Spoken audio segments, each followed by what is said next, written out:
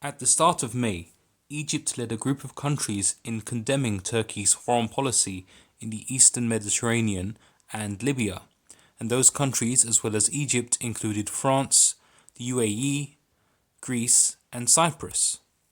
Now, unlike Turkey, Egypt has made no effort to promote itself in the eastern Mediterranean and the Middle East as a leading power, although it has all the right ingredients to do so. Egypt has one of the strongest, if not the strongest military in the region. Thanks to the Suez Canal, which you could say is the jugular vein of the world sea trade, Egypt enjoys a lot more international support than Turkey does. Turkey, in fact, is becoming ever more isolated due to its foreign policy. Home to around a quarter of the world's Arab population, Egypt is also well positioned as an exporter of cultural and political ideology to places as far west as Morocco to as far east as Oman, while Turkey's echo chamber is severely restricted to its own immediate surroundings. Furthermore, Egypt, a nation of over 100 million people, a significant proportion of whom are young and educated but due to economic problems are also unemployed, is in desperate need of expansion. It needs more jobs, more resources, and more investment, otherwise it could implode. It especially needs more fertile land, but with Ethiopia saying it will begin filling a new reservoir on its side of the Grand Ethiopian Renaissance Dam along the Blue Nile in July, the little remaining fertile land Egypt has in the Nile Delta could become a desert within a few years. Yet, Egypt has avoided involvement in conflicts such as Syria, Yemen, and Libya. It has opted for a more diplomatic approach with its neighbors Israel, Cyprus, and Greece, whereas Turkey has been more confrontational.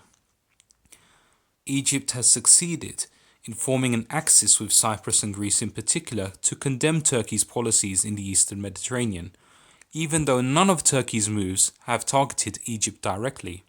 In fact, Turkey in the past has argued that deals between Cyprus, Greece, and Egypt in regards to the demarcation of exclusive economic zones in the sea have cheated Egypt out of swathes of maritime territory. Even still, Egypt has rejected Turkey's objections on its behalf. When it comes to conflicts in the region, Egypt has a good reason not to get involved. Egypt does not want to take the risks Turkey has in trying to expand and wind up isolating itself. As the Nile dispute with Ethiopia is an extremely pressing issue for which Egypt will likely need US support if it is to challenge Ethiopia militarily. Egypt also has very little to gain from getting involved in such conflicts. To the contrary, it has a lot more to lose, particularly in Libya by supporting its ally Khalifa Haftar, who has irked the US by inviting the Russians into North Africa. However, by forming an axis to condemn Turkey, Egypt is doing the bidding of nations who have no qualms about getting involved in Libya, such as the UAE. The UAE, in many ways, has been acting on behalf of Saudi Arabia since Crown Prince Mohammed bin Salman was implicated in the 2018 murder of journalist Jamal Khashoggi in Istanbul. This controversy made it difficult for Saudi Arabia's Western partners to work with Riyadh so openly. Both Saudi Arabia and the UAE are concerned by Turkey's growth strategy in Arab countries such as Syria and Libya, as they see it as a trespassing on their turf.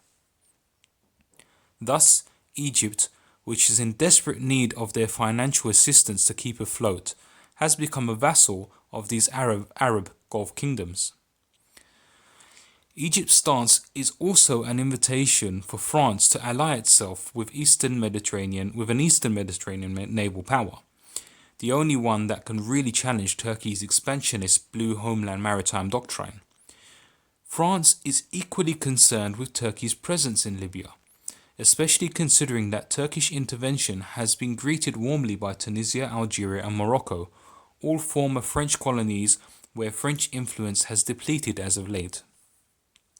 Although Haftar is working with the Russians, France realizes that Russia, being a distant state, cannot maintain a permanent military presence in Libya, and that in the long term Haftar will need a more practical ally in the region. Haftar is therefore France's opportunity to stay relevant to North Africa. The tension between Egypt and Turkey, as well as the tensions between Turkey and Greece, therefore give France the mandate to enter its ships in the eastern Mediterranean and maintain a presence close to Libya. What is interesting, however, is seeing how Israel will play into this future.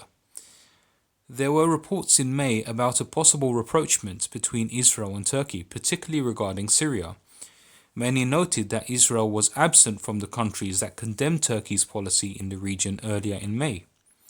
Turkey was quick to dismiss these reports, and Cihat Yaycı, the Turkish naval commander believed to be the brains behind the deal with the UN-backed government in Libya, was demoted after allegedly pushing for such a rapprochement. He later resigned from the military in protest. Yet these rumours of a Turkish-Israeli rapprochement keep resurfacing time and time again, and are nothing new. They certainly have mutual interest in pushing pro-Iranian forces out of Syria, and may well find the need to stick together in the face of Arab states in the Middle East uniting to oppose their respective policies. If Egypt continues to round up the likes of Greece, Cyprus and France to try and in effect turn Turkey into a landlocked country barely able to set sail from its own coastline, Turkey would certainly be in need of a regional ally such as Israel to even out the power balance, just as Israel would need local support in the event that the Egyptians grow too powerful and come to see Israel as a sitting duck waiting to be taken advantage of, especially considering that the US, under President Donald Trump, is no longer interested in putting boots on the ground in the Middle East.